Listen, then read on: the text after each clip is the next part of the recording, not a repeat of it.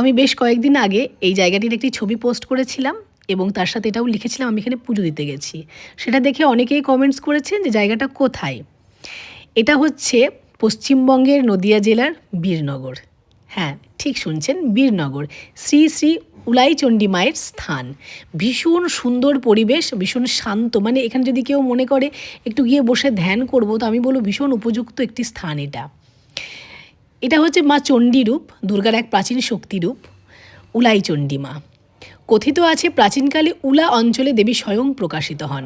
স্থানীয়দের বিশ্বাস, মানত করলে এখানে মা ইচ্ছে পূরণ করেন। বহু বছর ধরে এখানে নিয়মিত পূজা, অন্নভোগ ও বিশেষ উৎসব পালিত হয়ে আসছে। আমরা গেছিলাম ফাল্গুন মাসের শনিবার। আমি সেখানে গিয়ে শুনলাম যে মঙ্গলবার করে এখানে মেলাও হচ্ছে এবং বিশেষ রূপে মায়ের পূজাও হচ্ছে। অনেক দূর দূরান্ত থেকে ভক্তদের ভিড়ও হচ্ছে।